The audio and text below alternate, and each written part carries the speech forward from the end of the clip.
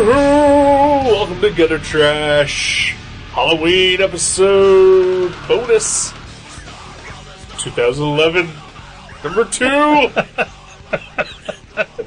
And he hasn't even been drinking.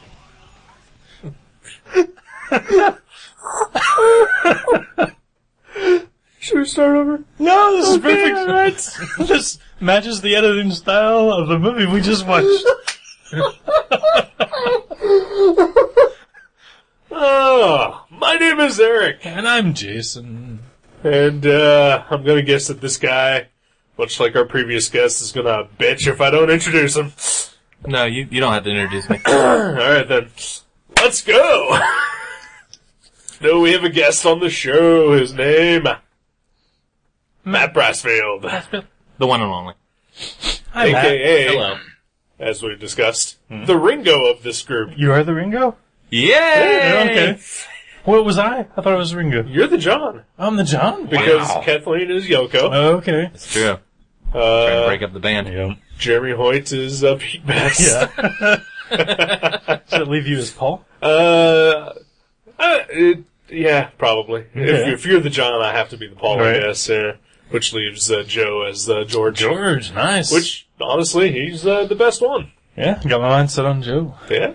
Well, but there's a whole conspiracy about Eric here, of whether or not Eric's the real Eric or No, the I'm dead. imposter Eric. Oh, that took, okay. Yes. I'm not even wearing shoes right Oh, now. wow. And he does have a black rose on He's this. not.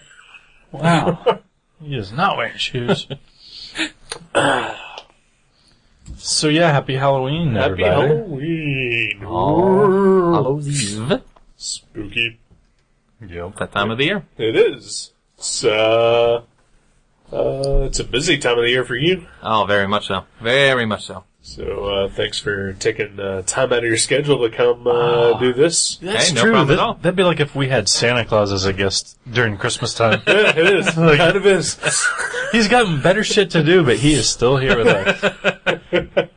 I enjoy being here. Yeah. Thank you guys for having me again. Not a problem. Alright, that's the show. Thanks. Thanks for coming. Yeah. See you guys later. Happy Halloween! Happy Halloween, everyone. Cue the music. This is the equivalent of Yellow Submarine. We let him sing, and now we move on. It's true. I gotta go make a caveman movie now. Was he in that? Caveman, yeah. Oh, yeah, he was. Yeah. Wow. You should make a caveman I movie. really should.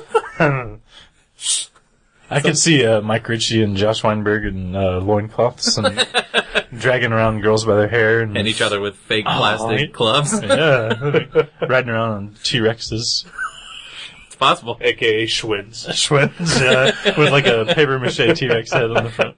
I can do it. Man, we saw some pretty sweet bike riding. Oh, hell yeah, Don't we we did. watch? Yeah.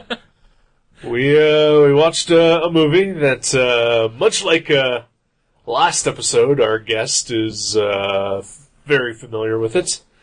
You have seen it before, but not in a while. It's been like 25 years at least. And you also thought it was in black and white. No, this one, I actually knew this one was in color.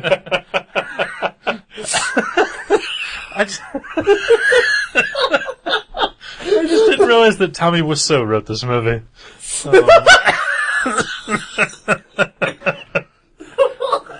So what movie did you think was in black and white? The Exorcist. Why would you think The Exorcist is in black and white? I'd seen it twice when I was a kid, and I hadn't seen it in like 20 years, and I remembered it as being in black and white, and then we watched it, and I was like, huh, it's in color. Did you watch it on a black and white television? So that was a I think theory. that's the theory we came up with. We there. addressed that, yeah, that's possible. But no, and of course I have never seen the movie that we watched today. So much like the previous dynamic, here it is, with the movie just as good. Just as Oh my gosh. I've never heard two people laugh about this movie as much. And of course we're talking about Faces of Death. No, we're not. They particularly like the part where they hit the monkey with the mallet. Why didn't you talk about dead monkeys at a time like this?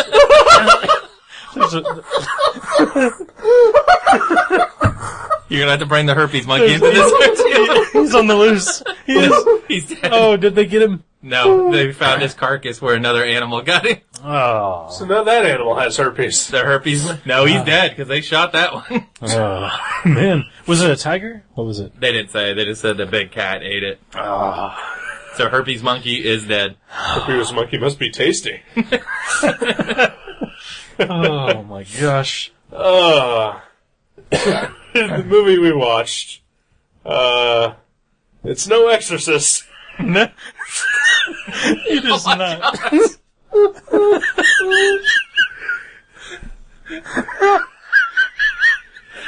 You guys love this movie.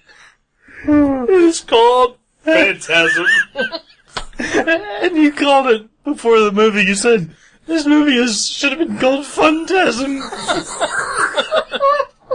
Oh, man. Oh my god. It totally should have been Phantasm. This. Oh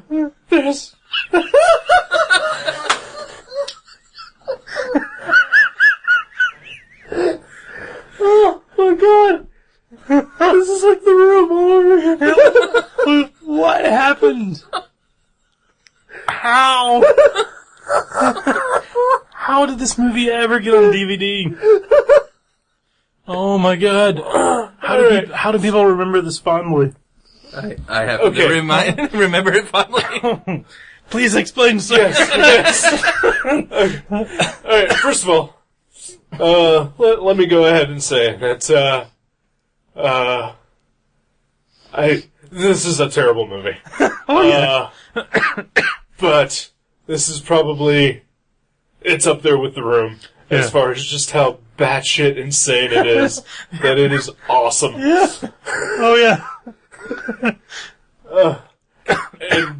But I've never heard this movie described in that manner. No. Like Me neither. I've just always heard that this was like one of the big horror franchises. Right. But what the fuck did I just watch?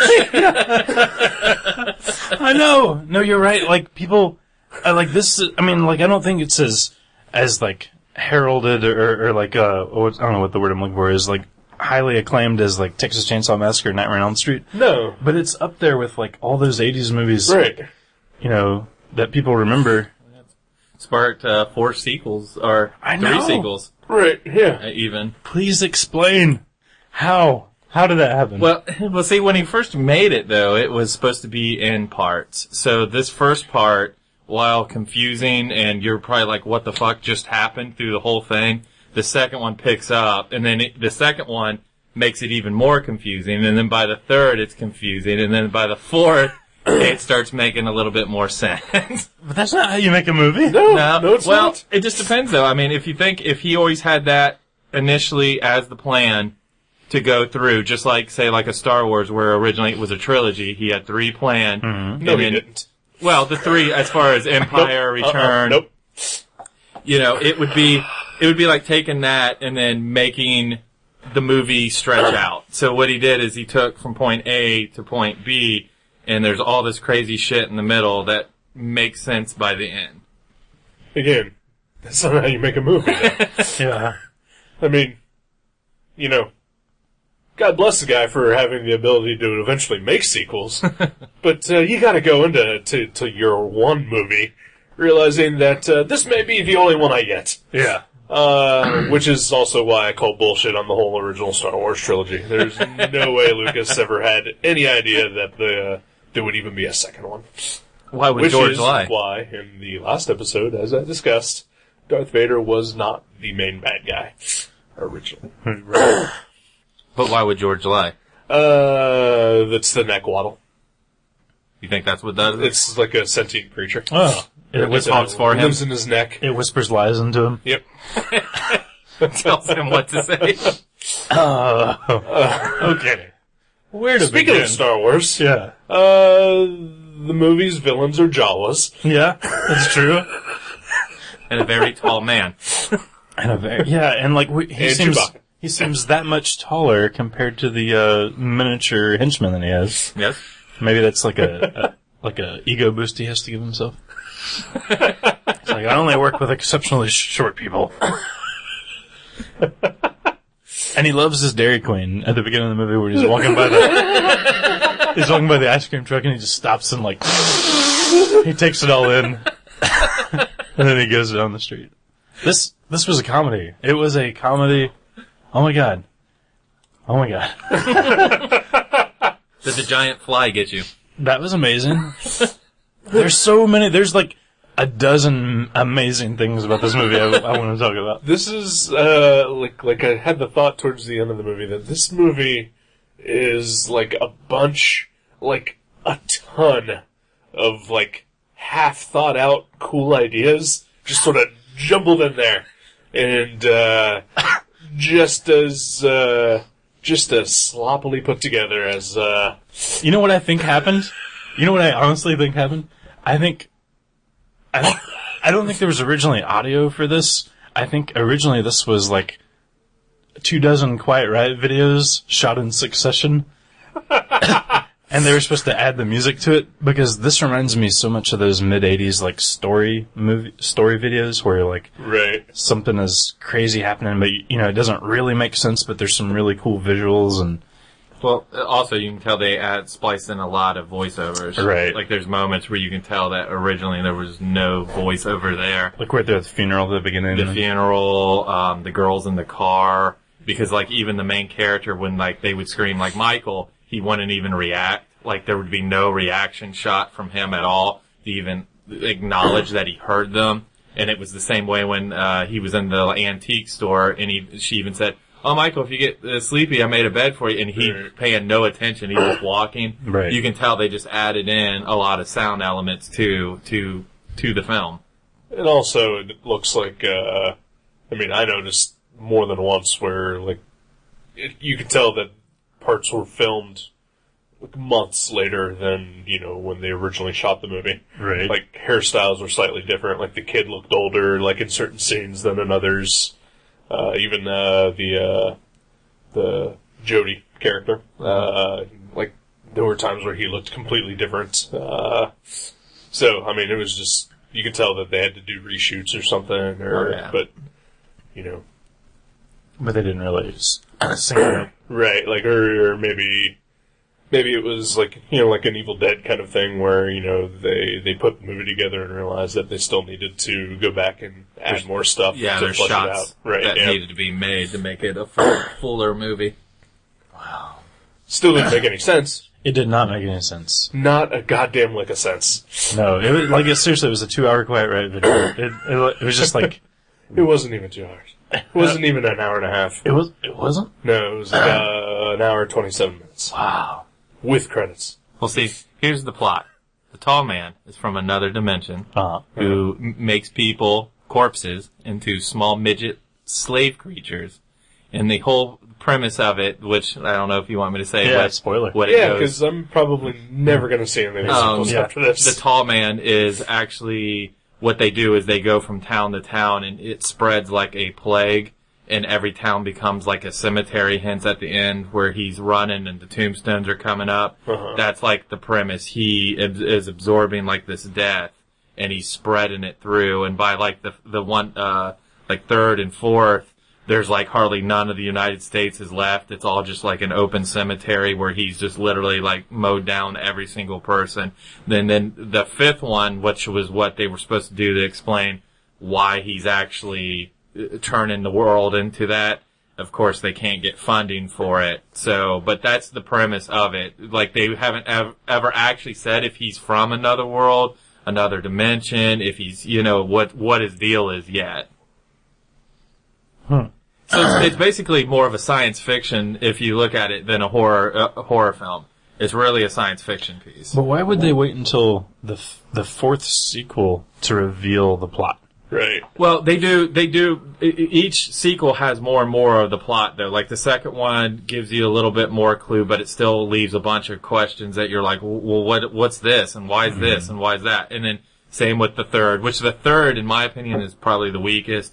It just seems more cheaply shot, and just it's really not that even good of a film. Like even by the time you watch it, you literally feel like disappointed. You're like, okay, that one wasn't a very good one. And then the fourth one is decent, but it's not great either.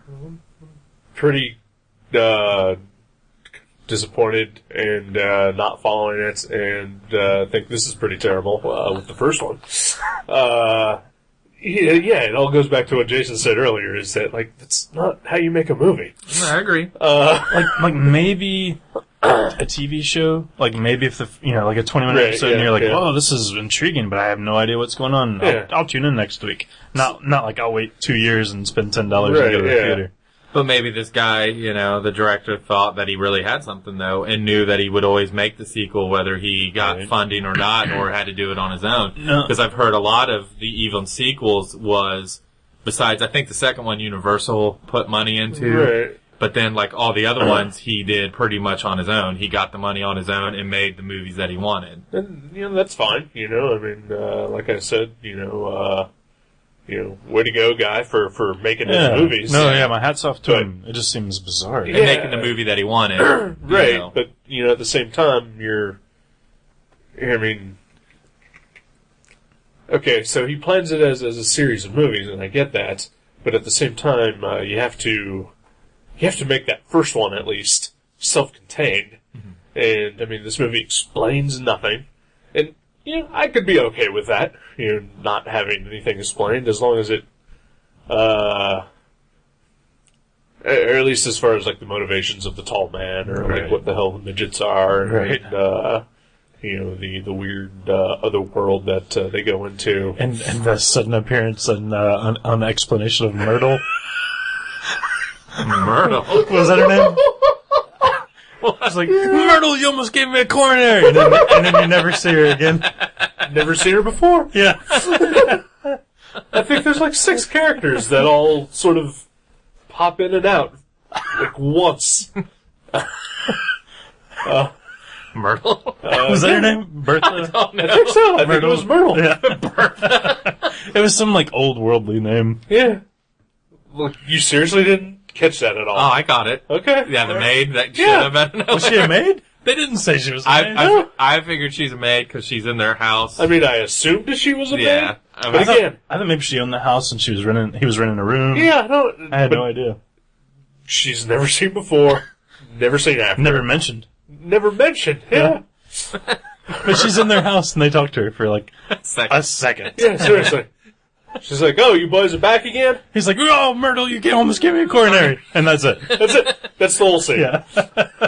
Starring Jason and Eric. Hey, you guys want to reenact that? Oh. We just did. Okay, I'll be quiet. Now that... Okay, let's reenact it. No, that brings up a good point. No, we're good. The reenacting thing made me think of something that I thought of during the movie. Hellraiser, and even though I liked the new Texas Chainsaw, I would include Texas Chainsaw in this category. There are lots of horror movies that don't need to be remade. This movie needs to be remade. And fixed. Wow. They could fix this. They could do something with this. I would agree. I would agree. Special effects, obviously, would be so much better. Yeah. And yeah, Acting. Probably Acting. improve. Okay, let's talk about, Don, Coscarelli? Coscarelli, I think. Okay. Can I say it? I don't know how many movies this guy's made. I know he's done all the Phantasm movies. I know he did Kenny and Company or whatever that trailer thing that we saw was. And Bubba Hotep. And Bubba Hotep, which is a fantastic fucking movie. He did Bubba Hotep. Wow. Yeah. I didn't know that. Great movie. Fantastic movie. Obviously learned a thing or two between Phantasm and Bubba Hotep. Well, you should watch the other Phantasms, though. Cause, No, I'm good. They're shot better. They do have better special effects. I mean, it does pick up. You got to think that one was what 78. I think is the original. Yeah. So I mean, they're still in that transition of 34 years later. I'm sure he could sit down and clearly think to himself, okay, this is everything I want to do. I can do this in one movie now. With the maturity that I have, the skills I've learned and gained, and, the shred of talent that I started with, he could easily reboot his own movies. Right. And do a good one, I think. Yeah, because I'm totally behind you it on seems that. like somehow And, like, I'm not trying to be, I'm not picking on this movie, but somehow this movie has stayed in the mindset of people. Right. Like, they, like, have nostalgia for it. Like, I remember seeing it when I was a little kid, and all I remembered about it was the scene where the ball is chasing him through the mortuary, or the funeral parlor. Yeah. That's all I remembered. But people remember this movie, so obviously there's something there. Right. And I had never seen this movie before, but, like, I knew of it. I knew, the sphere. Mm-hmm. I knew that the tall man was the tall man. I proved that earlier in the image. I knew it had something. I thought maybe it was the thin man. And Eric was like, "No, he's the tall man." I knew it had something to do with like a funeral home, and but like that was just all sort of osmosis of being like a horror fan. You didn't know anything about the Jawas, the ice cream man. Right? Yeah. Jawas and the ice cream man. That's all in the movie. Yeah, it is. Or Myrtle. Did you know about Myrtle? I did not know about Myrtle. You did not know. Okay. The scariest part of the movie. Yeah. It was.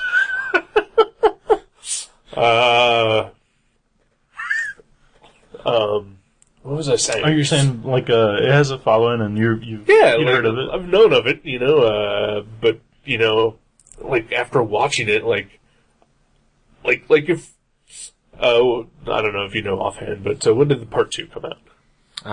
If this was 78, like 82, 83, probably so somewhere around like there. 4 or 5 years later. Yeah. All right, so the first one had to have had some sort of following in order to warrant even a second one. Let alone a major studio putting money out for the second. But what in God's name was it? Like I would also say like the most iconic thing about this movie that like is in like culture's forefront is the sphere thing. Yeah, the tall man in the sphere. The small man. Usually him holding the sphere. Right? Yeah, but it's only in the movie twice for like a 10 seconds. Right? Almost. Yeah. How? Like okay, when the guy gets impaled with it, and it starts squirting blood out the back, Gore style. Right. All right. That's cool. That's funny. Yeah. I can dig that, but you would think that as iconic as it is, like it would have been in the movie a lot more. Well, it could have been the same thing as like Hellraiser, where originally when that Hellraiser 1 was made, Pinhead was not the focal point. Well, I know and then when horror fans gravitated and started liking Pinhead, then his parts started becoming bigger and bigger in the sequels because people identified. And it's probably the same thing with the tall man in the sphere. People love the sphere, so then when they start writing, they go, well, put more of that in, because people like it. But Hellraiser was a good movie. Oh, but it's still, I'm sure that's why when you think about it, you always think of the sphere. Like if they only made Hellraiser, the first one, you automatically, no matter what, you're always going to think of Pinhead. That's the cool part. I get what you're saying. Yeah, I know what you're saying, because it's probably like whenever the marketing came out for the first Phantasm, it wasn't probably like the spear everywhere, but like later. That's what people, oh my gosh, that thing was awesome, I could make that. Yeah, right, but okay, also like I was talking about Darth Vader, Darth Vader was in the whole movie of Star Wars to warrant being, memorable. Yeah. The spear, 20 seconds of screen time. Well, but like the first 20 minutes of this movie or 30 minutes or whatever before the spear appears, it's pretty boring, so maybe that's like what people were like, okay, here we go. Right. Like blood, action, Well, I think it started out with a bang as far as, it starts out with nudity and it starts out with a girl killing this guy and you're like, well, what the hell's going on? It was not exciting. It wasn't exciting, but it started out where you were already kind of like, well, okay, well, what the hell's going on? And then I think for me, when I started really paying attention is when they first actually showed, Michael, the young kid going into the funeral home and like the caskets at night and him coming through the doors and him chasing him down through the mortuary. That's where the sphere first comes in. But like that to me was even more iconic than the sphere. Like just watching him chasing down the mortuary, that's more was like, oh wow, that was that's also awesome. 45 minutes into the movie. It's got slow pacing. Yeah. You know what is bizarre though? And like slow pacing slow pacing works when you have really good acting. Right. What? Yeah. The guy who played Reggie, he's awesome. Because he even said, "Don't let it leak on my ice cream." That guy was amazing. He's that guy. And what was the tall man's name? Ernie Spinkter or something? Angus Scrim. Angus Scrim. Angus Scrim. Wow, yeah, that guy he was something to look at. Yeah. He was visually appealing. Yeah. Yeah, he's definitely got the horror icon look to him. Yeah. Yeah. There's some yodeling going up on the, some pimp yodels being practiced. But I couldn't bring Mexicans back this time, but we can have Pimp Yodel. it's like, is it the competition or is this just the playoff? This is just playoffs. Okay. I don't know if all the pimps were over or if it was just the National League. It's just the National League. Okay. It was pretty impressive, though. Yeah. I wish it picked up so you all could hear it. But okay, there was one scene in this movie that I think is one of the creepiest scenes I've ever seen in a movie in my life. All right. It was the scene at the Myrtle. end. No, that was just shocking. The creepiest scene, I believe, is at the very end of the film. Spoiler: when the balding man with a skullet with a skullet tied into a ponytail is caressing a young boy by a fire while asking him to go away with him somewhere. That was so fucking creepy. All right. That was pretty creepy. I'll give you that. But I think I am topped on that by the couple scenes prior to that, where shortly after Michael, the kid, gets defenestrated through the back of a Volkswagen Bug. Yeah. And he goes home to his brother, who has just been sitting there for hours. And they run and embrace each other, and then the brother picks him up and sets him on his lap and starts stroking his face and looking at his wounds. That, to me, tops Reggie and Michael planning to run away together. But that was his brother. I'm talking about the ice cream man. This is like Spawn number 5. Or worse, David Lee Roth. Oh, yeah. Yeah. He was the ice cream man. Oh, yeah. I'm Stop surprised neither one of you has brought up the screwdriver to the door, since both of you seem dumbfounded when they use the screwdriver to lock Jason him was in. more dumbfounded than I was. Yeah, well, he like jams, he's trying to keep his brother from like, running out to kill midgets with him or fuck girls in the graveyard, whatever. And he sticks a screwdriver, he slams the door and then sticks a screwdriver between the door face and the door.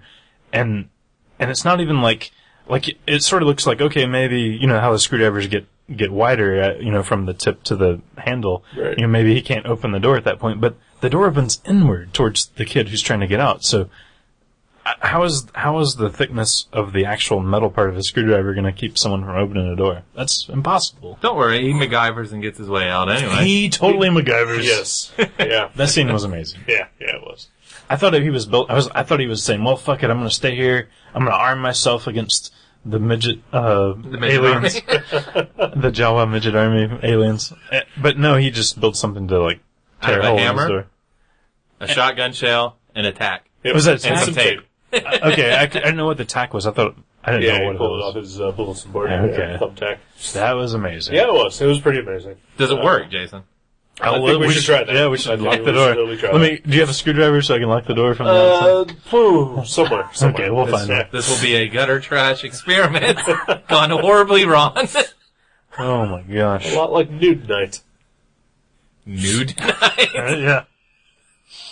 Nude night. When did nude night happen? When Joe was here. Yeah, we did Monday. the gutter trash and the nude.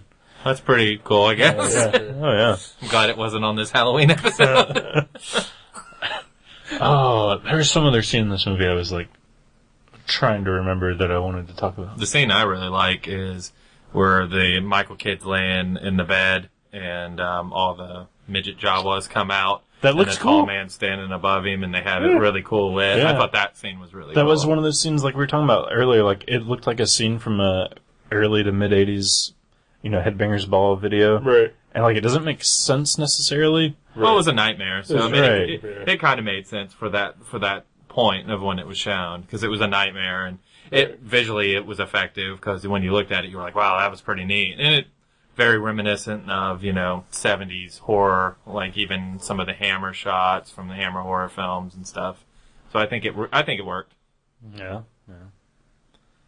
It's a little disappointing that you boys didn't like it, though. Oh, no, we loved it. Yeah, it was great. It was but fun. It's just a bad movie. Yeah. Like this is the type of movie that you guys should have shown at Bad Movie Night. Yeah, I agree. Like a bunch of people drinking and watching this movie. Yeah.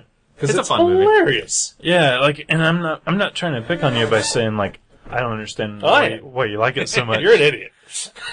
Like, it really is, it is like, do you think it's a lot of nostalgia? Like, you saw it when you were younger and... No, I like the concept of it. Okay. I like the fact that it is, both of you guys know, I like series. So, like, even, like horror film series, I like the fact that they keep having continuous chapters. I like this one a lot, too, because it's one of those ones that does leave you and you're like, well, what the hell happened? And then by the next one, like I said, you get a little bit more of the puzzle each time. To me, I like that. I like that concept. It's not something that's just, bam, it's done. And then, oh, okay, I have the start and finish and it's over, But that's what makes a good piece of fiction. To a point. But again, No, I would say that's what makes a good piece of fiction. But again, An ending. it depends on if, like A I said, cohesive whole story. well, again, it depends though. If your story was to take place in X amount of films, then But you shouldn't do that.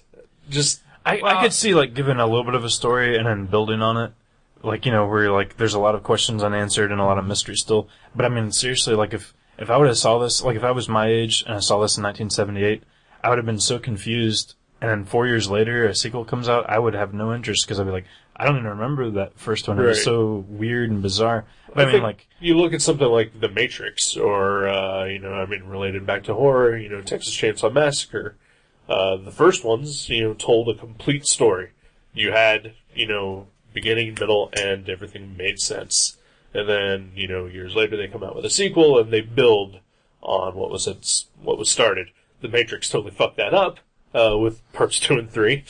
But I know Texas Chainsaw Massacre 2, at least, was also its own cohesive story that basically took from where the first one ended and just went in a little bit of a different direction, but at least, it was still trying to tell its own thing while but it also maintaining a link to the original. But then again, I look at it as if he did write it as a big story, it'd be like taking all 3 Lord of the Rings movies and then trying to cram them into one and saying, well, but you know what I mean? To me, if because nobody needs to know the entire layout of the Shire. well, people who like the Shrine need to know. I am baffled because, like, I don't think it was just bad. I just think it, like, didn't make sense. And, to me, it was one of those things where I'm surprised that people who watched it wanted to see a second one. Right. Not because, it wasn't my kind of story, but just because of what they presented there. It was like, it was such a mess. It was just... I think this movie has a ton of things about it that are cool and could be really cool. It just needs to be gelled together better. And this is where I'm like a big proponent of, people having an editor or someone, from the outside looking in and saying, you can get rid of this, you can get rid of that, you can tighten this, you can work on that. And helping an artist mold their vision into the best, most accessible format possible. Right. And then I think Donna Coscarelli probably needed that. He was the writer, director, producer, script doctor, lighter, gaffer, key grip on this movie. That's like you said earlier. I think it's awesome. He got his vision out there and he did his thing. But I agree with you 100% that he needed somebody there with him, right? Well, it's just what they call like the schizophrenia style of filmmaking, where it's kind of all over the place, but yet I'm sure in his mind and in other people's minds too, it makes perfect sense. You know what I mean? Like, I'm sure when he watches that or when he did it, like, he could probably sit there and explain every single aspect. Granted, that's not good filmmaking because you've got to think about what your viewers, are they going to catch on to all your little tricks and what this is meaning and all that. And I get, and again, spoiler about the end of the movie, I get that it was all like a nightmare this kid was having. So Or was it? So that kind of makes sense, See, and the second one, it's there's more to it. It's not really so much a nightmare. That's another part of it, though, that, it's not something that you end a movie with. It's, well, I mean, if the movie was just meant to be this one movie, ending it with, it was all a dream, is the shittiest thing that you can do ever. Well, it is lazy bullshit writing. Well, it's funny. I know. It's like he had a plan. Whatever. No. Well, what's funny is that he uses the dream aspect at the end, but then by the end, by showing the tall man's real and what the kid says, it just says that the whole dream ending is also bullshit. Right. Because which is also extra super bullshit. So it's a double bullshit. It's a double dose of bullshit. And the ending of this movie is very similar to the ending of the original Nightmare on Elm Street, Sure. but it totally works in Nightmare on Elm Street because it is all about dreams and Right. being, what is reality and what is real. Right. Walking the line between the two. Don't get me wrong. This was a really fun movie. I would watch it. It was Phantasm. It was Phantasm.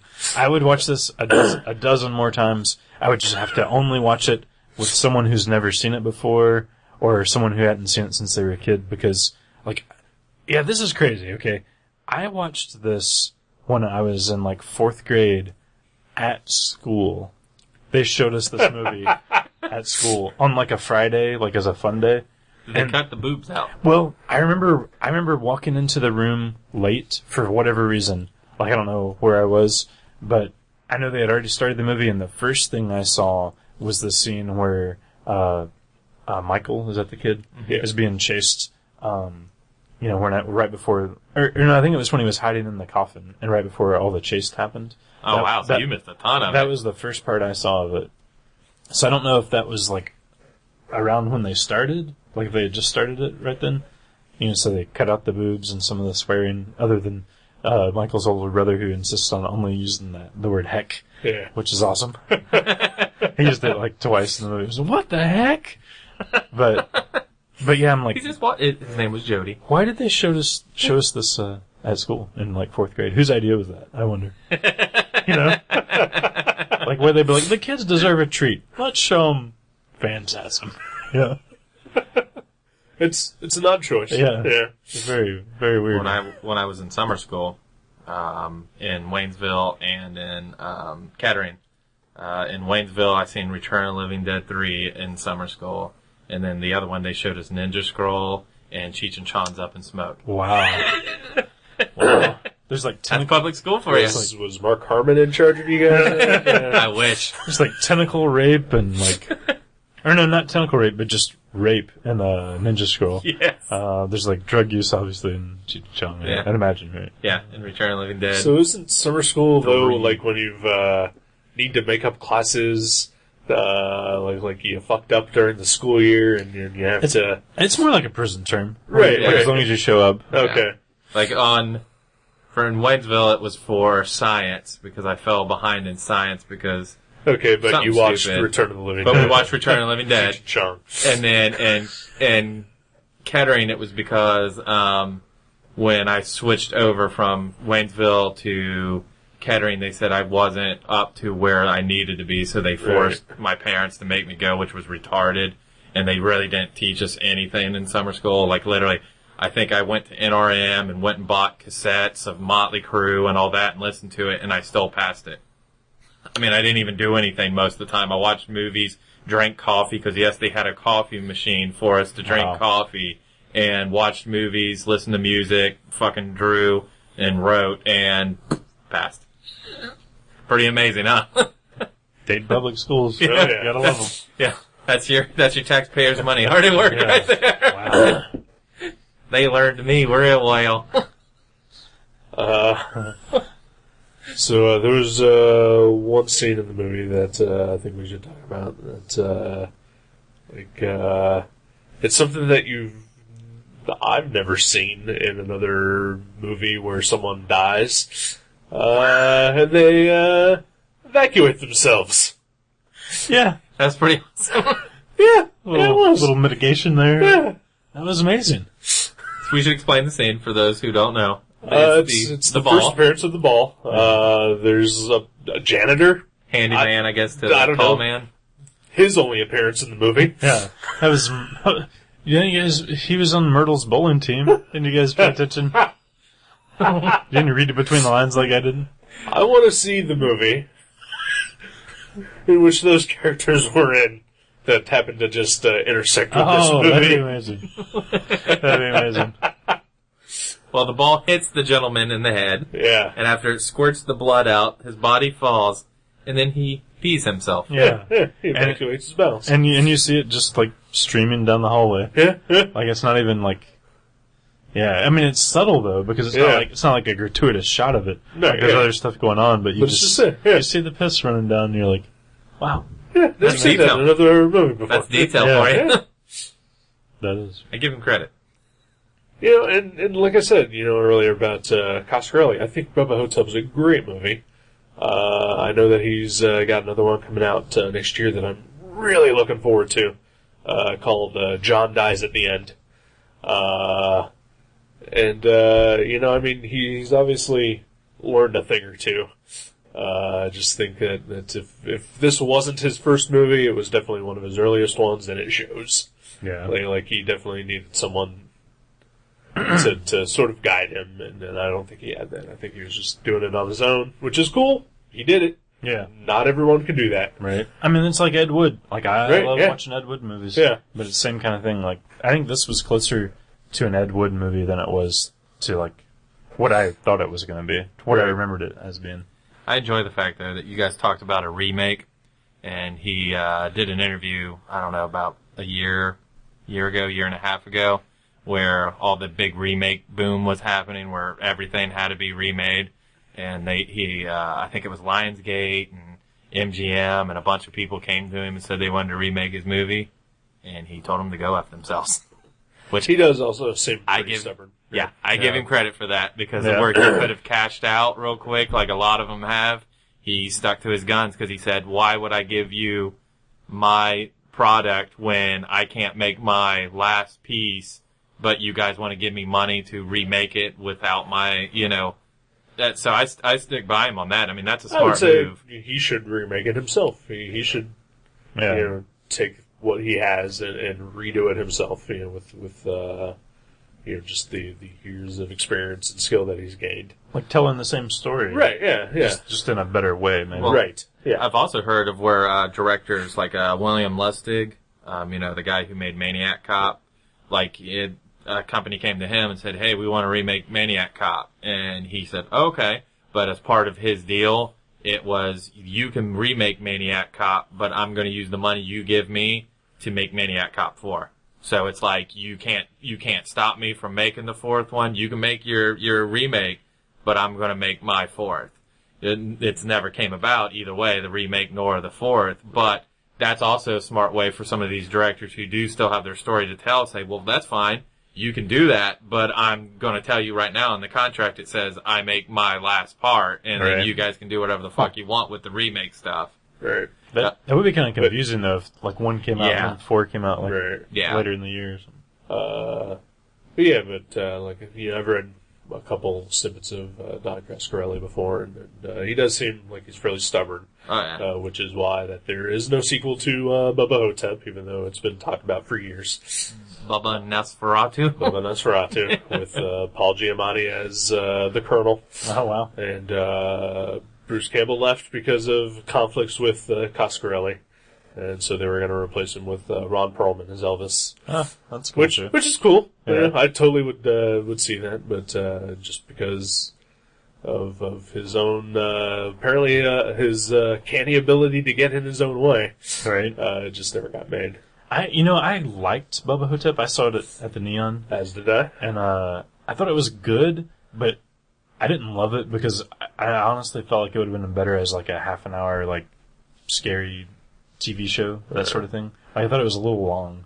Have you ever gone back and revisited it. No, huh? It holds up. It actually improves on the second viewing. Okay. It truly does. Because, like, when I first saw it at the theater, there was, like, I liked it. But there was something about it that just didn't click with me. Right. But then when I watched it again when it came out on DVD, it was like, this is so much better than I remember. Okay. So, maybe give it a second shot. Yeah. Yeah, I liked it enough to try it again. Yeah. Well, just the actors Just and the like Ellis. characters that they played Yeah. kind of draws you in, because Bruce Campbell does great as Elvis. Right. Who plays JFK? What's the actor's name? Ozzie Davis. He's amazing as JFK. I mean, I think Spitting that's... image, yeah. Spitting image. I think that's where that movie really shines, is in its character development Right. and stuff. Which is weird, because then, like, you know, in Phantasm, to be honest, like the first one, there's not really that character development. I mean, you get that the brothers care for each other, and the Right. one brother wants to kind of be the wild child and go away, but, you know, his younger brother is, you know, always a tag-along and stuff. But So what do you think about, I mean, is the Reggie the Ice Cream Man in the sequels? Yeah. So what's his motivation? He's like an ice cream man, he's jamming with, he's in a band with, with Toby, or what's his name? Jody. See, what's weird is in the other ones, the focus kind of shifts. Like, Michael's a big deal, but Reggie, the ice cream man, is more of the bigger deal. So that's what's weird. It takes, like, this shift, like, midway through the series, where Michael's not really so much the focal point. It's Reggie that's the focal point. And then, you know, they meet other survivors and stuff that are starting to piece together what's going on, but, you know, what the tall man's doing. So I remember there being, like the later sequels coming out in, like, the 90s. Even. Yeah.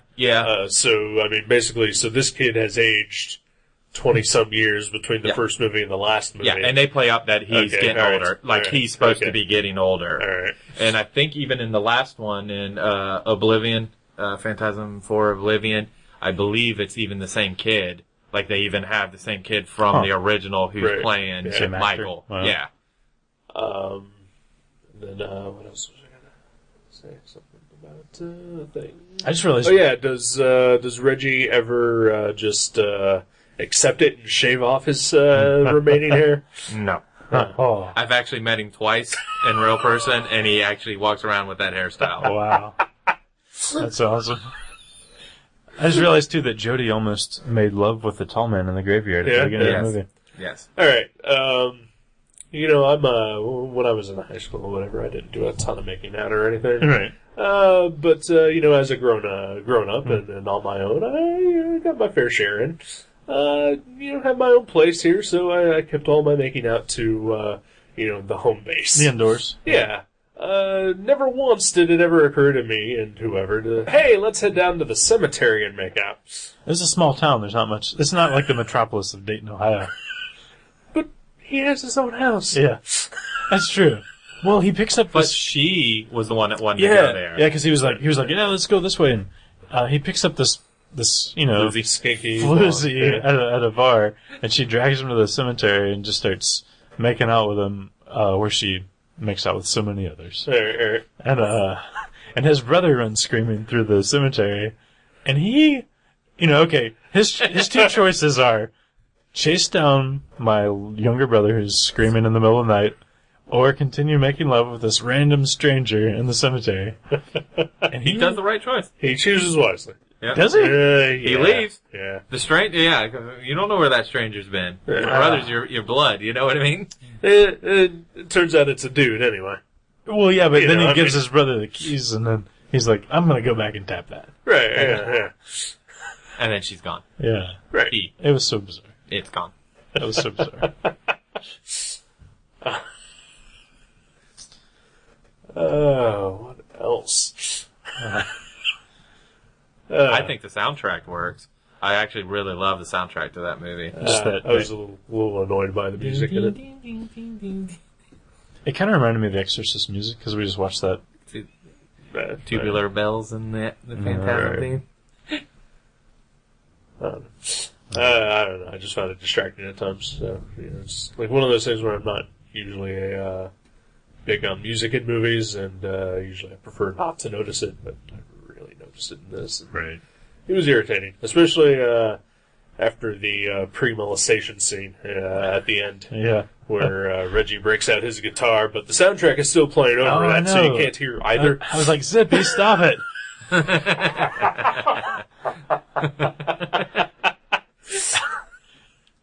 Very reminiscent of I Zippy. know. You don't play two tracks over top of each other unless like immediately one starts melding away and the other one starts coming in or something. But Fade out, fade out. yeah, I would say Jason Young's Opinion. Terrible movie that I will hopefully watch a dozen more times throughout the rest of my life. Yeah, I'll probably watch this a couple more times, for sure. But yeah, not great. But definitely in the vein of The Room. This may be the Room of horror movies. For me. Until Tommy Wiseau makes his horror movie. Oh, that would be amazing. For me, Matt Brassfield, I enjoy the movie. I've always enjoyed the movie. I like the storyline. I like the series. And that's fine. That's fine. But I I do, respect your opinion. well, I do see I'm the only one here calling you an idiot. well, I do see saying that you're wrong. I do see that where you guys could find it funny because I was even laughing at some of it too because some of the acting is just like, oh my god. Oh, I know. On the way home, I'm gonna be like, oh, and there was that because there were so many things like during the movie. I'm like, that is amazing and weird and what the fuck. I think my favorite's when the Jody's riding his bike. And then there's like this scene of his brother like running behind him as fast as he can to catch up. And then when the Jody goes away on the bike, his brother's like, "Oh!" Yeah. That's my favorite moment. Oh. Yeah, and his brother was such a little voyeur. Man, he follows his brother and watches him. He watches him through. Fuck. Yeah, what? And his brother doesn't seem to mind. He's like, oh, all right. And like, Watches him at a funeral, watches him on his bike, watches him with a girl, watches him through the bar window. Yeah. And I love the scene Funeral, he wasn't even allowed to attend. too. Yeah. And he They snuck knew- there with binoculars to watch his brother. They knew he would fuck it up somehow. But I love the scene too where he cuts off the tall man's finger and he puts it in a little curio box and he takes it home and he convinces his brother to look in the box. And you know, as a viewer of horror movies, you're like, oh, I know as soon as he opens the box. It's gonna fling out. No, you're like, there's gonna be nothing in there, and his brother's gonna be like, "Whoa, there's nothing in there, kid." Yeah. Like, I know this is what's gonna happen, 100%. And then, nope, he opens it up, and there's the finger still twitching and everything, and his brother goes, okay, I believe you now. Like, just so nonchalantly. Yeah. And they never go to the police. No. Never go to the police during this whole event. Well, you gotta figure the police are in on it, you know? If you find a finger and midgets and ice cream, you don't tell the cops. Midgets and ice cream. And shotguns. Yeah. Screwdrivers. But they also showed that the tall man's been around for ages, too, when he finds the photo of him showing that he's... Which puts you think about all 5 movies or whatever that he's from another planet or what. I don't know what the fuck he talked about, but it puts it to bullshit, is what I'm saying. Well, no, like I said, that's the thing. Even on the sequels, they never do fully say if the an alien... Right, but you said that it was like some sort of plague or whatever, but... if it was some sort of plague, it would spread faster. What if it was an He alien? wouldn't have been around anyway. Well, they explain it. I forget how it is. It's like something he had to do something to trigger it, and then by the end of the second film, it's triggered, and then the third, basically, almost everything's being wiped out by it. So it's like a trigger. I forget what he had to do. There's something that he had to do to set it off. It looked like he was slowly building. Maybe he was slowly building an army since the 1800s. True. And sending them through the portal, and they were doing something for him. Yeah, they were like slaving away. Yeah, from because he said that they're slaves because he caught on that they were all having to work for him. And the ice cream man's like, yeah, Makes perfect yeah, sense. that's what I was just thinking. Aliens. It's like, that was bouncing around in my head until you said it out loud. I couldn't quite, verbalize it. Yeah. So weird. One other thing that I think I want to bring up, and maybe we can move on to some other topics, maybe? I don't know. Ozzy? Yeah. Ozzy Osbourne was in this film. Oh. It was incredible likeness of Ozzy. Yeah. Like you said it, but I was thinking it, like right as it happened. Some old woman. God damn it, she looks like Ozzy Osbourne. Well, my favorite moment of that is like after Michael leaves for her advice, how she just starts cackling for no reason. And I noticed this. I don't know if you did. You probably noticed, but grandmama or Ozzy, whatever her name is. She's got like a star on her Yeah. forehead, And and the girl had Has one it on her cheek. Yeah. What the hell is that? It's mystical. Yeah. Okay. It's voodoo shit. Or Uh, gypsy shit. Gypsy. Okay, and then I was, just bouncing around. Like shortly after that scene, there's a blonde girl that goes to the funeral It was home. the same girl. Same girl? Same girl. What was the point of that? Well, Michael was saying there was something at the funeral home, Right. and then if you remember when the old lady's cackling, the younger girl looks more like puzzled, like something's going on. So I think she went there to basically see what he saw, and then got sucked into the other world. Because if you notice, when she opened the door, it's the bright light, so it's the room with the portal, Right. and then Alright, but she was there again later. yeah, Wasn't that the same girl? it was the same. No. The girls that he went and seen, those were two other girls. I think those girls Okay. were Oh, those yeah, are different 'cause- girls? Yeah, because if you notice, they had different. And one of them had the star. Well, It's- right, but they were both blonde girls, and they had never been seen before that scene. Then I think they were friends with. They were saying that those girls were friends with Jody, and Still, that Jody that's sent confusing. Michael there to never stay. seen before. That's confusing. They should give one of them glasses or brown hair or something. Yeah, because they both looked. I thought maybe Well, Farrah Fawcett one was was in the at mom. that point. You know what I mean? That's true. They all had to Yeah. look like Farrah. That's Alright. confusing. Yeah. It's just very confusing. It's very confusing. I don't know. Yeah, I'm tapped as far as this movie goes. I think. Yeah, it was bad, but Was- fun. Was there ever like a Marvel Comics adaptation of this or anything? I don't think so. They made an Atari game, but Did it was they a- really? It's a homebrew though, so it was made within I think the last 4 or 5 years. Okay. It's like a maze game, and you open Still the though. doors. It's actually pretty cool. Hearing the MIDI version of the Yeah. Phantasms theme, and the door open, and the little computer-looking tall man saying "boy," stuff is kind of funny. Yeah. That guy, wow. I'm never going to trust another tall man as long as I live. Aw. Sorry. So, is there I any understand. is there any horror films that either one of you have watched this Halloween season that either one of you could say is actually a solid, good movie that you've enjoyed? The Exorcist. Yeah, The Exorcist. That's the only one I've watched lately, honestly. I do believe. Because Kathleen asked us a similar question on the first special, and after you guys left, I was like, "Oh fuck, I watched this movie," and I should have talked about it, but I got nothing. Which one was it? I don't know. Oh, you can't remember? How about you? I'm sure you watched I watched 20 of them. Yeah. Well, my website's doing that freaking Yeah, but horror those film reviews, updates. There's those 5. reviews were written back in March. Some of them weren't. Some of them was new stuff as it was coming out. I had to nab and try to do. We have 5 listeners if you want to plug your website just in case. bloodlinevideo.com. It's a place you can find out movie reviews, stuff that I'm working on, movies and TV show wise, and other news and updates and such. And you do reviews and... Oh yeah, tons of reviews. And And I write reviews for you. yes, he does. I haven't done it in a while because it took 7 months for my last one to get up there. Although his last one was in this horror In this, film update. recent update, yeah. Yep. So 2 weeks ago, something like that. Inside, which I also talked about last episode. And I've got 4 reviews coming around Thanksgiving. it Okay, should be. all right. Because I wrote those You can back say- in March. We can say what it is. Nope, We're doing. Nope. Well, we can say the theme. We don't Oh, have to okay. say what you did. The right. theme is going to be Marvel superhero movies. So we'll be Ah, reviewing Marvel superhero movies for that month. nice. So you don't only do horror. No. We Yeah. do all types of different films. Yeah. Okay. But I would say a specialty in horror. Though. Yes, yeah. Yeah. Grew up in horror and loving horror, and will probably die I love horrors too. making horrors and sluts and living the life. Just beware of the ones that try to drag you to a graveyard, man. Well, I'm not going to say anything, but I've done some graveyard shenanigans before. Did your little brother, get you out of there in time, though? Yeah, he ran past Right. me. I was like, oh, hold on, baby, I'll be back. The tall man was like, damn it, and he pulled up his knickers and went on home. Fuck this guy. Oh. So no movie, no horror films you guys watch besides The Exorcist. I haven't watched any lately.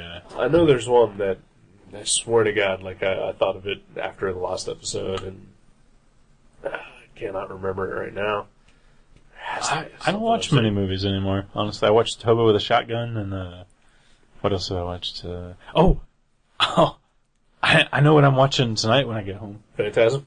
Phantasm Part 2. No, I wanted to tell you this specifically. I was waiting until you were on the show. I almost called you today. I was at Second Time Round. Mm-hmm. Guess what I found on DVD at Second Time Round? What kind of movie? I'm not. It's Fishing with John. That's right. That's right. Since your store opened like 3 years ago, every day I come in, I'm like, "Hi, do you guys have Fishing with John?" And we told him we had him. We gave him away at an event that he didn't show up to. I found it today at Second Time Round. How much? $15. Wow, you got ripped. No, it was worth twice that. No. Just the amount of times I don't have to come in your store now. Yeah. You know how much money that saves me? How excited were you when you What do you said mean that? how much money that saves you? You know, You walked time is money. I'm a busy man. He is very busy. No, I literally almost dropped my shit. I almost created a pee flow, not unlike the one in the movie. Did you do one of those Was moments? it? Hold on. Was it comparable to when you saw the grip-up powders and dots? Oh yeah. I let out a little. Like, I actually went over to the like TV show collection at Second Time Round. Second Time Round, for those who don't know, is just like the oldest used media store in the area. It's been here for like 30 years or something. But I went over there and I was like, well, I'll check Fishing with John. I was like, Firefly, Family Guy. Nope, they don't have it.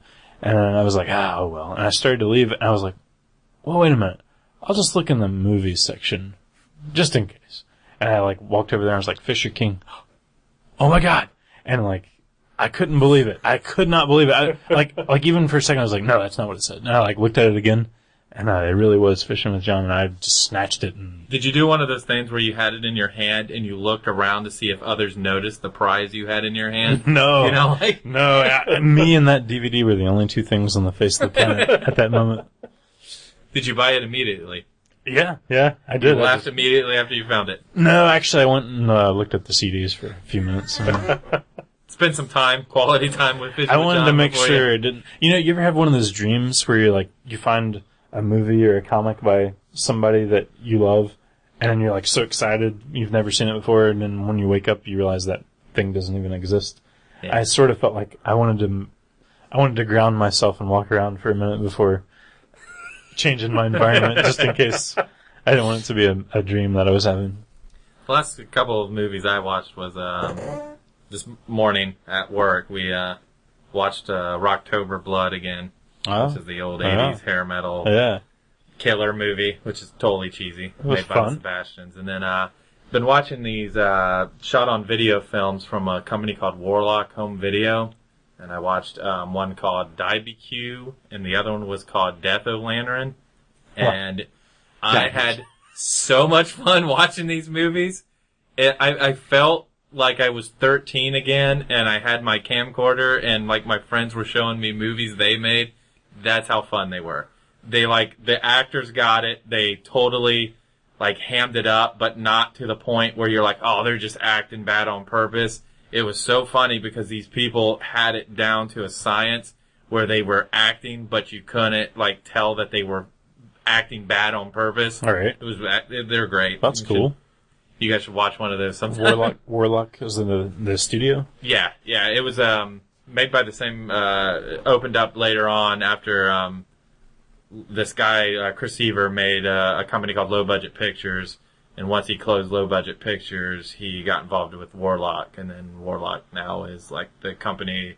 They're doing a bunch of retro 80s shot on video films. And then they're actually buying other people's old shot on video films and putting them out. So it's actually a cool little concept for people who like the homegrown, old school, do it yourself guerrilla filmmaking kind of stuff. You love that stuff. You collect those kind of movies.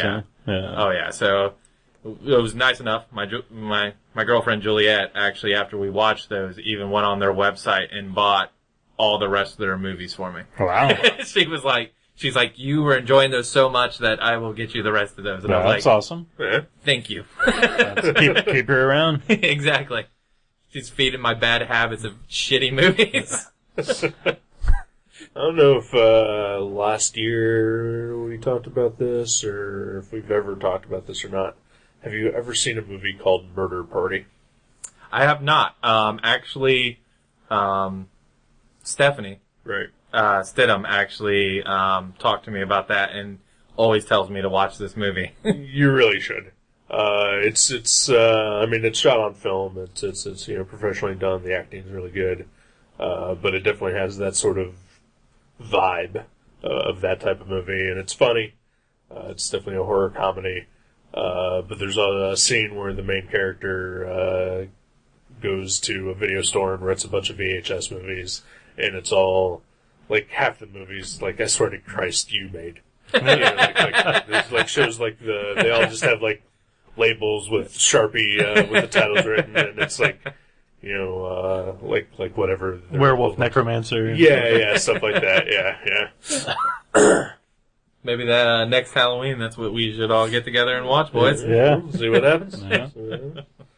I had to look up my Netflix queue to see a couple movies that I saw recently. Henry, Portrait of a Serial Killer. Did you like that? Yeah. See, that's a movie that I like too, but I found it very slow. It was slow. Yeah. Very slow, but a nice psychological film. Yeah. Like, that guy's a fucking scumbag. You know what I mean? Right, yeah. And Otis, his friend, is a fucking scumbag. Right. So it's one of those movies that, like, halfway through, you almost feel disgusted and disgusting that you're kind of watching it, but yet morbid curiosity is like, Right. yeah, Well, I wonder what they're going to do next. What helps a movie like that is that really good acting. Yeah. Michael Rooker is fantastic. Oh, yeah. And Tom Towles. Tom Towles. Yeah, he's really good. Yeah, Like, he's really good in that movie. He plays like because for those that don't know, it's like Henry Lee Lucas, the serial killer, and Otis O'Toole, his accomplice, and they went around and they basically butchered all these people for years. And it's loosely based on that, and they show these two degenerates basically even like breaking into people's houses and videotaping themselves killing them, and it's really Did they really videotape twisted. themselves? There was rumors of it, but they never actually Found it. Well, supposedly they did, but the cops won't ever confirm it. That kind of stuff. Gotcha. And Otis, for those that didn't know, is also on his deathbed when he was dying. Actually, admitted that he killed Adam Walsh, Joe Walsh, the America's Most Wanted guy's son. Really? So that's who ended up. They finally got closure to who killed Adam Walsh, and it was Otis O'Toole. Wow. Hmm. Yeah, I read up on a lot of that stuff. I believe you. So I watched that recently, and I watched another one which I did not like, called Deadly End. I don't think I've seen that. It's not recommended. It's about a young couple who moves to this like small suburban area. Like the guy just got like a job offer for like the local major corporation in that area, and they've set him up with like housing and everything. But like half of the neighborhood is abandoned, and there's like an elderly couple that lives next door to them who act really weird and like they don't talk. And then there's another guy who lives across the street who seems, like really friendly, but it turns out he's crazy and he's poisoned like the entire block. Like he pumps poison into the water systems, and he makes candies that he gives to people that have poison in them, and has delivered like poison oak to their houses. And he listens to Alice Cooper's Poison at high volume. No, He likes actually, the band Poison. no. He listens to right-wing talk radio. Huh. And he's got like an open wound on his stomach that he picks at the scabs and eats. It's him. We know a guy like that. Okay, An older man. all right. And there's like a scene later where like this guy like jabs his fingers into the wound and starts jerking off. Ooh. And That's gross. yeah, like So this is a really good one then. oh god. And then he like poisons like this couple, and then they both like simultaneously get horrific diarrhea. So for like 20 minutes of the movie is just all about Poop. Yeah. There's like Is this serious or no? yeah, it's supposed to be serious. That's Wow. amazing. And then, like I found out after the movie that the bad guy is actually on a show that I love called Justified. He plays on the show Justified. He plays the chief of the Kentucky branch of the Marshal Service, and he's like I swear to God, if you'd asked me like in the show, he's probably 60-something years old. He's bald. What little hair he does have is white. He's just kind of a good old boy shit kicker type. Right. But on like this movie, which was made like 3 years ago, he looks 30 years younger, but he's got like pustules and shit all over his face, and he's got like curly, kinky hair. It's like I was amazed that was the same person. Transformation. Yeah. But he's excellent on Justified, but this movie was fucking awful. He didn't save it. No. Nothing saved that movie. So what's next for you on your Netflix queue? Well, the next movie that he and I are going to watch is called M, from like 1931, I think. Fritz Lang? Yeah. And then, let's see, then I just returned a disc today. It was Batman Brave and the Bold, Season 1, Part 2, Disc 1. So I should be getting Batman Brave and the Bold, Season 1, Part 2, Disc 2. That sounds exciting. Yeah. And Jason's going to just be watching Fishing Fishing with John. Or Alien. Or Alien. Do you like to watch Alien? Yeah, I do. Is Doogie over? No. That's one of the ways me and Doogie we bonded so heavily, was, we were talking one day. He placed himself on your face. And impregnated you with the chest burster. Yeah. Don't spoil the story. No, I used to, like, when I first got my apartment, every night I would put in Alien as I went to bed and just, like, watch it and drift off, because it starts out so slow and there's, like, all the soundscape just conducive. And we were talking one day, and he was talking about how he always puts in Alien when he goes to bed, and I was like, oh my god, me too, and, like, that's how our love was born. And then for a while, Doogie used to also put in the Lost Boys. Do you remember that? It was like every night you would hear the Lost Boys playing from his room. I like that movie, but that could never be one of those movies for me. Like that wouldn't put me to sleep. No. Like, I like movies that, like, maybe some Stanley Kubrick movies would put me to sleep like that. And I don't mean, like, because they're boring, just the atmosphere and the soundscape and the pacing is just very relaxing and, yeah. But yeah, that is weird that he would, like, he falls asleep watching Predator. I'd come home at night and he'd be laying. Predator. There'd be like gunfire in the wilderness and like people screaming, ah! And, he's just like laying there in his chair, like asleep with, the Predator blaring. So you watch that movie called Predator? The what called Predator? What called Predator?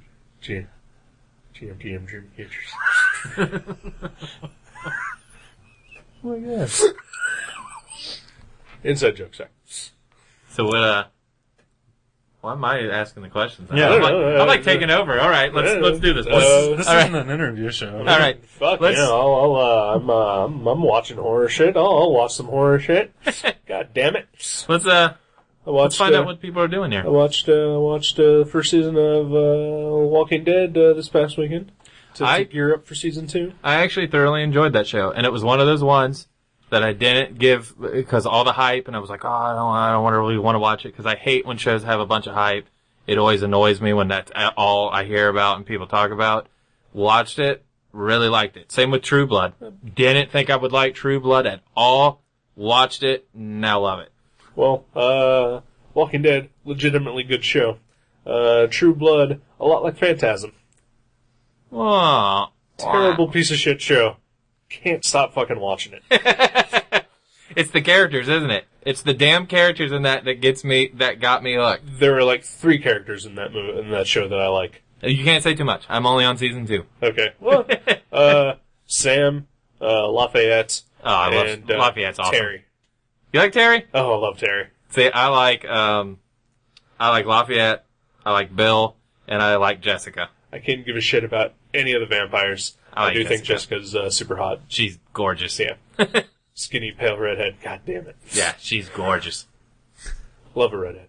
Lafayette's just hysterical. The fucking attitude the guy has is amazing. Later seasons loses a little bit. Oh. Yeah. I like Alfalfa, Spanky, and Darla. Those are my 3 favorites. I like, Darla's good. I like, what was, I don't know the dog's name. Spot. Yeah. Was it Spot? No, it wasn't Spot. I have no idea. See, I didn't think it was Spot. That's why I didn't was say Shimp. Spot. No, it was not Shimp. I do love Curly Shimp. Joe. It was Spanky's dog. What was his dog's name? That little circle around his eye? yeah. Oh, I can't remember. Target. Yeah, I like a Shemp. Oh, yeah. I'm not afraid to admit that. Shemp's You like great. Shemp? Yeah, Shemp's good. like yeah. Shemp's Mo Howard's brother in real life, so Yeah, yeah, he Was has it really? Yeah, he has it. Wow. He's got that Howard blood in him. Unfairly maligned. Unfairly maligned. Yeah. Everyone always says Curly was better, but I agree. I think Curly I Joe. like Shemp. Yeah. I like Shemp. I like Curly Joe. Fuck Curly Joe. I like Curly. Although apparently related to Matt Besser of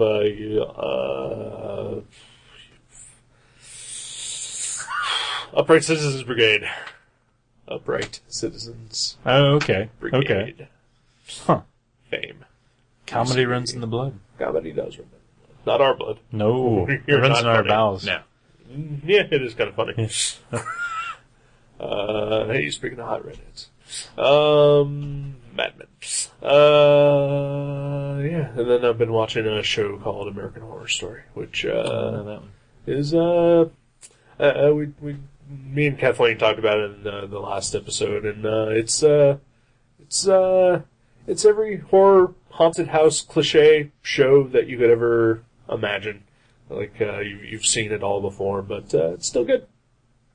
Still good. I've never seen anything about it. And what about you, Mr. Young? What about me? What have you been watching that's horror related? Nothing. Yeah, he already said that. Yeah. So basically what What you're are you saying planning? is What are you that planning? you're a loser. What are you planning, sir? Actually, I'm planning on reading a book of ghost stories by Edith Wharton. I just dug out of a box out of the basement because I want to read some ghost stories. That's really cool. I don't approve of this whole reading thing. Actually, I I don't might, like them books. I might watch that Plague movie, Black Death. I've got a copy of Oh, that. in the yeah, house. yeah. I heard that's good. It's Yeah. really good. Oh, Yeah, I heard that's good. Yeah, not really a horror. Really? Yeah, Okay. yeah. More like a historical Historical drama. drama. Yeah. Yeah. Okay. Thriller, action. Yeah, yeah. It's incredibly good. What about you? What about you? I'm getting ready to watch The Incredible Melting Man. NJM just put it out on that direct service where you have to pay them like $30 and then they'll burn you a DVD of Okay, the movie. yeah, But luckily, my brother got it for me for my birthday, so I didn't have to pay for it. Been watching a lot of a show called Midnight Mausoleum. It's a horror host program. Right. Been watching that a bunch because I think the girl Robin who's on that show is like my Robin favorite. Graves. Absolute favorite horror hostess. The girl's beautiful. Isn't that also with Marlena Midnight? Yep. Yeah. Yep. Been watching a lot of that. Had to watch a lot of public domain horror films because I'm working on my show that I produce and direct and everything. Which is Terrifying Tales of the Macabre, hosted by Baron Von Portchop. And season 1 available on DVD. Yes, at GameSwap and through our Facebook page. Right. But I've been watching some of the cool stuff on that because some of the movies in the public domain I haven't seen before. So it's been kind of neat seeing that stuff.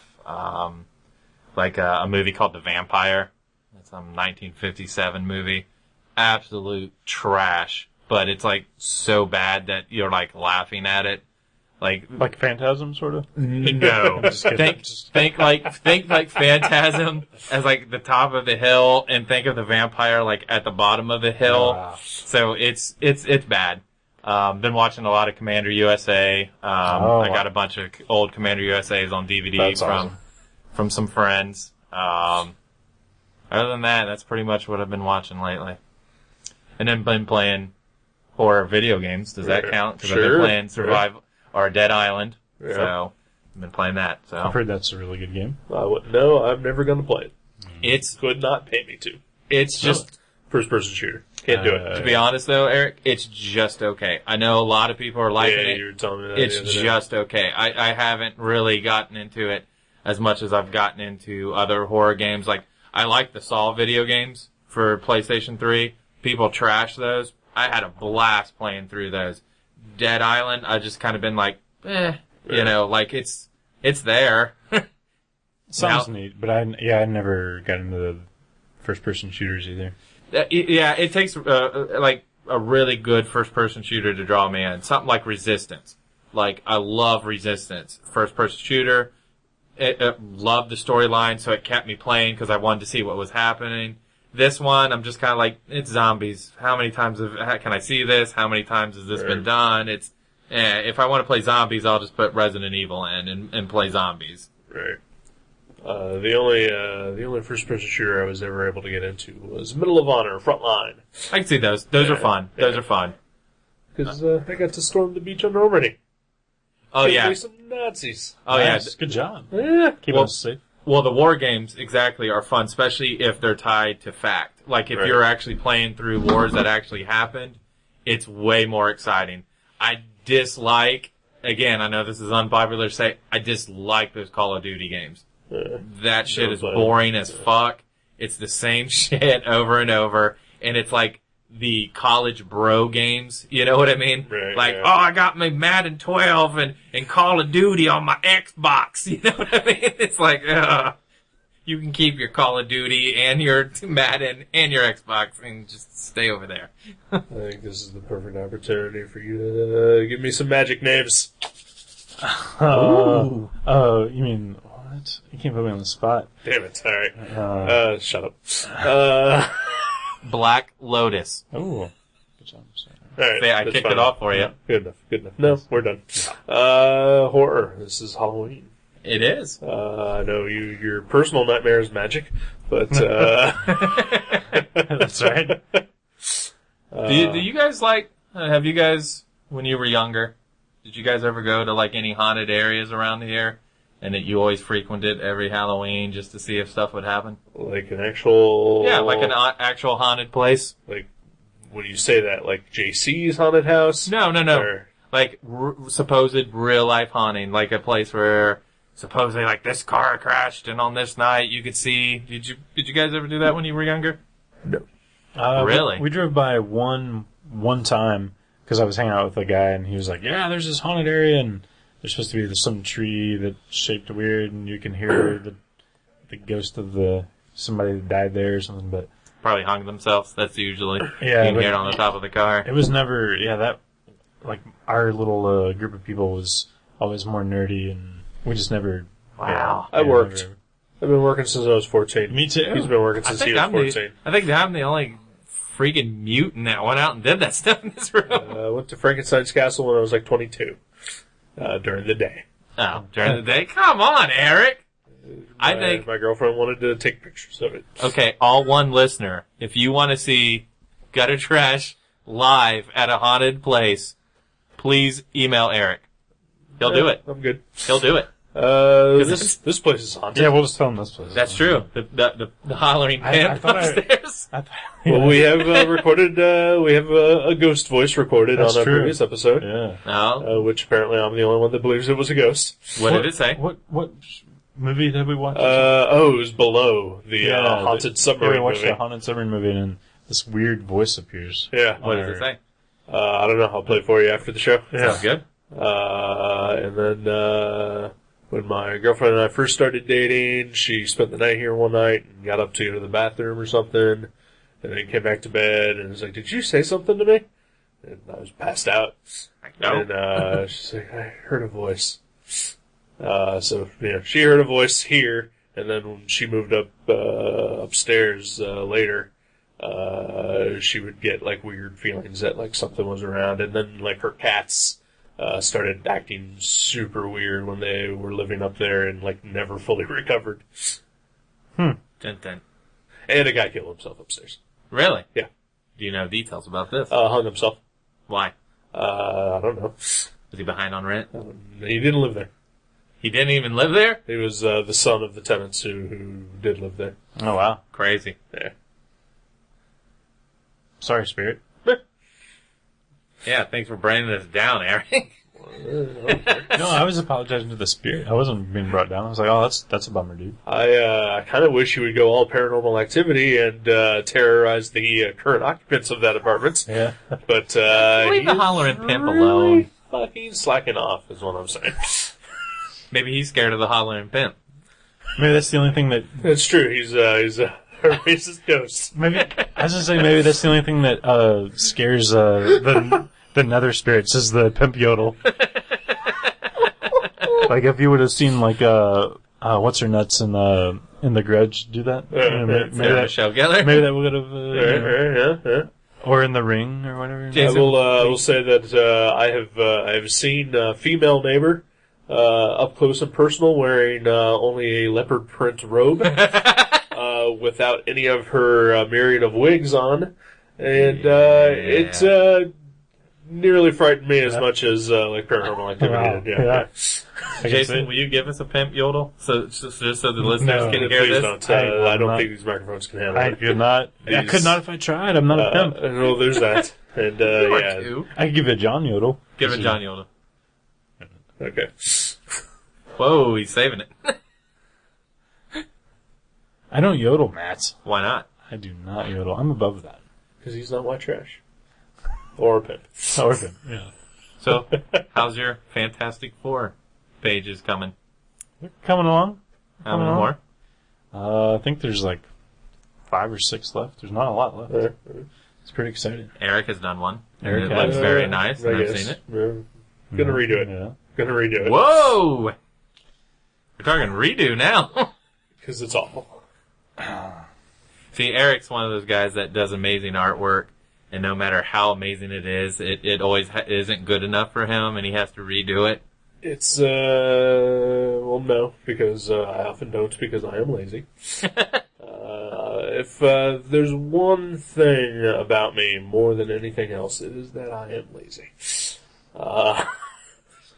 So I will not be actually redoing the Fantastic Four page. Awesome. I just want to. Oh. Well, you know, Jeffrey Brown also said he wants to redo his Yeah. because he doesn't, he wasn't completely happy with it. Right. I think you're both crazy. I think they're both great. This is really good. And for some reason, you've decided to sandwich my page in between two of the better ones.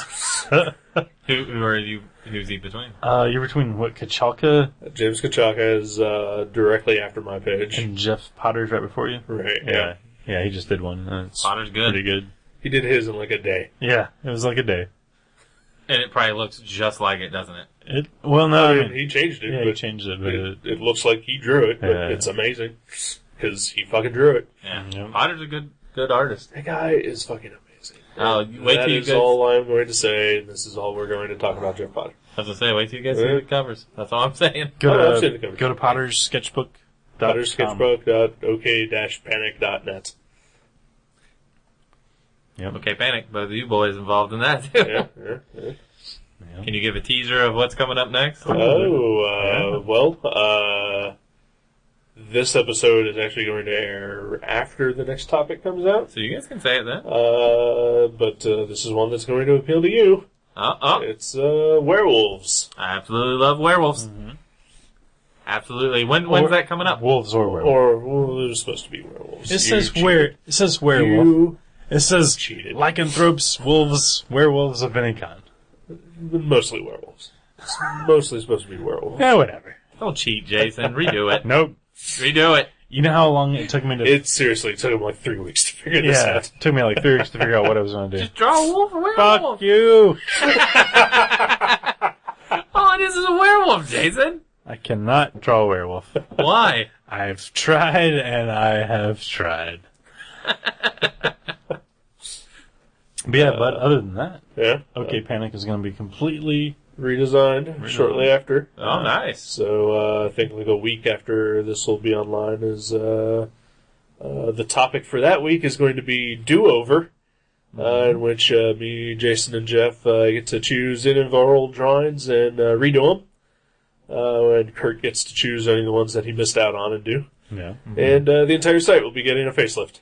You guys taking off like artists who no longer are participating and Nope. reformatting and It's reformatted. Yeah. Oh, It looks completely different and works a little differently. Works a little differently. People can leave comments on it now. Oh, nice. Got rid of that whole pop-up window thing. Oh, good. Because that was one of the things too. Yeah, well, Making you're not supposed to do that. So, Yeah, because we own good. those pieces, and we don't want you right-clicking and saving them. Oh, I saved all of them. You can have them in mine. You can have it in mine. I don't I'm care. just kidding. But fuck you. I worked really hard on that last design. It took me 3 weeks to figure out how to do the navigation on that thing, I can and that is going completely away, and part of my soul is dying. But it was my choice to redesign the set. So. Oh, are you redesigning it? Or? Oh, okay. So then it's just your old design, and then you're revamping it, basically. I just completely changed it. Well, that's good though. So at least it's not somebody else going in there and fucking up your work, and sticking their hands in the pie. And what, we're not allowed to cuss or something? No, it was just nothing. Okay. Yeah.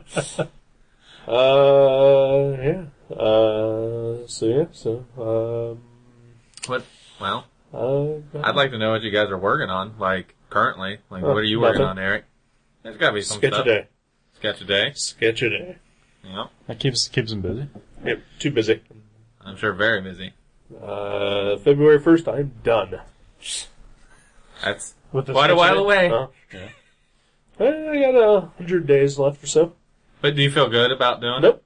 Really? Nope. Tired. Hate No. it. This is killing me. Well, we've been enjoying it. I've been. Yeah. I'm getting worse. Well, it's a good concept what you're doing, though. I can't think of things to draw. Some of what I draw is just the artistic equivalent of bullshitting you. I like the real life Yosemite Sam that you just posted. Thank you. He was Thank pretty you. awesome. That was a post-it note as I was waiting for something to happen at work. Very good job. Thank you. Very good job. Yeah, it's just it's an awful burden.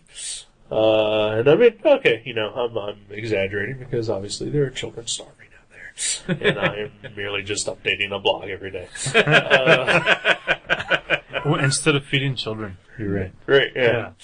You asshole. Well, you know what? I'm still not going to be feeding children, but I am going to give up the blog. So. Well, we are both working on a piece of artwork. I mean, 2 different pieces of artwork for the Gentlemen of the Bearded Guild's charity. Yeah. Beards of Science. Beards of And Science. I've seen Eric's, and Eric's is very good so far. I have not seen yours yet. Nor will you until It's the night a secret. it will be revealed. It's at COSI in Columbus on Yes. November 13th. 13th. November 13th. That was 12th. I'm pretty sure it's the 13th. Well, it's a Saturday, whatever. That would be the 12th. Wow. Is it? Mm-hmm. Because that is the same weekend as Horror Hound in Cincinnati. And I will be at Horror Hound, driving from Cincinnati to Columbus, because I'll be there to talk to friends at Horror Hound, then driving to Columbus to be a judge for the bearded competition. That reminds me, can you cover my shift that night on that Saturday so I can... Probably not. Okay. Jerry could, though. Okay. Yeah. I'm only going to Horror Hound because I've got a friend who's going to be there, and I'm going to hang out with him. What friends you have? Kurt Dens, fellow OK Panic guy, Yeah. creator of 1 Year in Indiana, listener of the podcast, semi-guest of the podcast once. Yeah, that was fun. And Eric's also really excited because he gets to see me there in my prime. Yeah. I'm going to see you there. I've got a surprise for you when you go there. Oh, man. Is the Ice Cream Man from Phantasm the ice going to be cream there? man is going to be there. Actually, it's just David Lee Roth. Oh, that's still cool. Although, They're both balding. So, Oh, yeah. although, did you see at Horror Hound, supposedly they added Doug Bradley, Pinhead, Yeah, to the list. So that's pretty cool. I'm not going to talk to any celebrities when I go there because I can't afford $20 for a picture or autograph. But usually it's 25 to 30. So It's sometimes you been can get like away 6 with years 20. since I went to a horror convention. Yeah, sometimes so. you can get away with the 20, but How a lot of times it's like 25 How much now. does Kurt Dunn's charge for the photo? I'll have to ask him. But I'm pretty sure he's just going to let me sit at his table for free. Though. Oh, that's cool. Yeah. That's Oh, cool. is he set up there? Uh-huh. Nice. Yeah.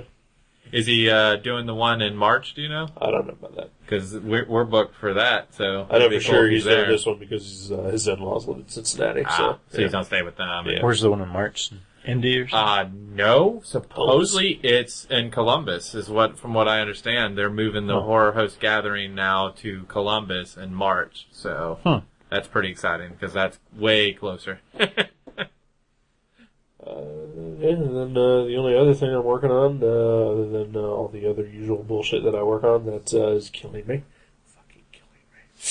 And you're fucking killing me, Matt Brashfield. I kill everyone. Fucking kill me.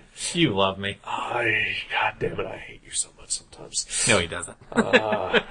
How? I don't know how in the fuck I let myself get roped into some of your bullshit. It's the way that I pout my eyes a little bit, and then it's like the puppy dog look, and then Eric's like, "Oh, god damn it! I'll just do what he says." You sort of have some canine features. Yeah, it's this. Oh, God damn it. Yeah. what do you need? What can we do for you? I don't know. Let me. You are re-releasing your very first movie ever made. Yep. You've George Lucased it up. George Lucas did it up a little bit. Ruining it for future generations. No, making it better. No! And the werewolf blinks in this one. He does blink. It's called the Werewolf of Ohio. Yep. And you are putting it out on DVD, which is fine. And 'cause, VHS. God damn it. I'm trying to fucking build something here. But No, you shut the fuck up. I was ramping up to this, and you fucking ruined my joke. you gotta. God damn it, Matt Brasfield. You gotta say, I'm not putting it out. Somebody else picked it out. I don't give a shit who's putting it out. Okay, I just want to let the people know that I'm not doing it. Well, that's exciting. No, whatever. Okay, let's pretend this never happened. Let Eric have his fun. Oh, Okay. No, I'm done. Dead quiet. No, I'm done. We said everything I needed to say. I don't edit. But what Eric is doing is He's doing the cover. He is doing the cover. He is drawing. If you want to explain, because you could do it better here. No, I'm done. No, come on. I already explained everything. About those puppy dog guys. Okay. No. It's working. He's thinking about it. Come on. Why are you touching the microphone? You're gonna knock stand? it over. You're gonna knock it all over. This is a microphone stand cobbled from like 3 other microphone stands after the neighbors flooded my office here. It looks good, though. Yeah, because I do a good job. Yeah, it looks good. But what Eric is doing is he is doing the cover. There's a template that is made, and he is doing the centerpiece of the template and the logo of the movie, or I guess the title card, of the movie. And they are making it look like it is a retro VHS release because the movie was shot on VHS. So when it's actually that Warlock company that I was buying the thing, they actually came to me and said they wanted to do that. Because you bought all their movies. No. What was funny is the one of them was a fan of the movie, and originally it was actually 2 movies, and then I chopped it into one now. So 2 movies now have become one. They were a fan of it, and when they started to put out these retro movies from old VHS, shot on VHS stuff, they actually came to me and asked if they could release that. And by that point, I wasn't doing anything with the movies. I'm like, by all means, take it. It wasn't Werewolf of Ohio Part 1 and 2 mixed together, was it? Yes. Oh, really? It's now one movie, and I actually took the footage from Part 3 that was never finished and added in the elements that were supposed to make that movie make sense back in, so now it makes sense. So you phantasmed this up, is what you said. I phantasmed this up big time. Did you cut out my scene? No. Oh, it's still in there? You're still in there. I think the first time I ever hung out with Matt Brassfield was, he was filming a scene for Werewolf of Ohio Part 2, and he asked me to be the art dealer. Yep. And then you have the greatest line. the guy goes, "Who is that?" Now Jason's holding up this painting. He's trying to sell this guy. Of a girl? It's Of a girl. And the guy goes, "Who is that?" And do you remember your lines? Just some bimbo with a... Some bimbo on a bed. Some bimbo on a bed. Hey, who wouldn't want to buy that painting? Just from my description. I know how to sell that art, man. Someone was like, and it's the same thing happened with the Mona Lisa. Somebody was painting it, and there was an art dealer somewhere, and they were like, who's that chick? And he's like, some bimbo with a weird smile. He's like, I'll take it! That's how it became famous. But yeah, Jason Young is in the movie. Sweet. I don't remember anybody else that's worth mentioning besides maybe Josh Weinberg. Matt Hoffman. I am in it. I play the Wolfman. Isn't your friend Patrick's in that? Patrick's in it. Pat Kane? Not Pat Kane. No. Pat Kane? I have done movies with Pat Kane. I don't care. Lost all interest. In Pat Kane? No, not in Pat Kane. In any movie not with Pat Kane. Oh, yeah. Yeah, you need to add some Can you, digitally add Pat Kane? Yes. Like in the background? Yeah. No, I don't have to digital. I can shoot like new Java footage. in the first Star Wars. Yeah. I can shoot new footage with Pat Kane and insert him. That would be cool. Yeah, there Where you Pat Kane, reacts to werewolf kills, There you go. Every time somebody gets killed, Pat just makes a face. Oh, Yeah. that'd be awesome. Maybe, even if you can't get him, maybe you could just have him take a bunch of photos of him making reaction shots and Yes. just throwing them in there. Yes, I can do that. Like a series of That'd be great. stills. That would be great. Can you make this happen, Jason? I'll put it How in about you, some Eric? calls. I'll try to pull some strings. This movie needs more Kane! Yeah. Amp up the PB Kane. Off the charts. I want the PB Kane meter in the red. All right, guys. I think we're hitting 2 hours here, Yeah. so let's go ahead and get you guys out of here so I can play some Batman Arkham City. That's probably what I'm going to do when I get home as well. Whoa. That's all right. Pass the curse on to him now. Okay, that's the real reason both of you need to get out of here. I don't need more of my hearts damaged. Well, happy Halloween, gentlemen. Happy Halloween.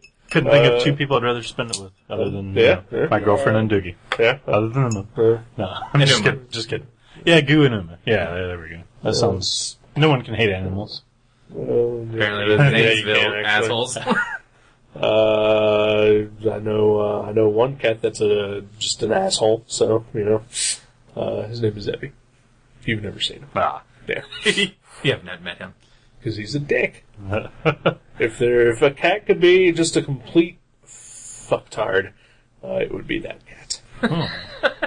Huh. It's the Jerry of cats. Oh. Aww. I want to kick them both when I see them. You want to kick Jerry? All right, so let's get out of here. Happy Halloween. Happy Halloween. Happy Halloween. Thanks for being on the show, Yeah. Matt. Yeah, Appreciate thank it. you guys. Thank you for having me. Thanks for putting up with me and Jason making fun of your favorite movie. It's okay. I'm sorry. I wasn't feeling that well either, so I was a little off today. You did fine. Why, thank you. All right, then. So I think that wraps it up for 2011. Hopefully, we'll both still be alive to do a 2012 Halloween Yeah. special. Yeah. Yeah, with Sounds good. or without Matt Brasher. Yeah. Hopefully. I think this is the last one. Oh, yeah. Okay. Oh. They're definitely gonna have Jeremy way back. Oh. Yeah. Well, then by all means. Yeah. Alrighty then. You... Goodbye.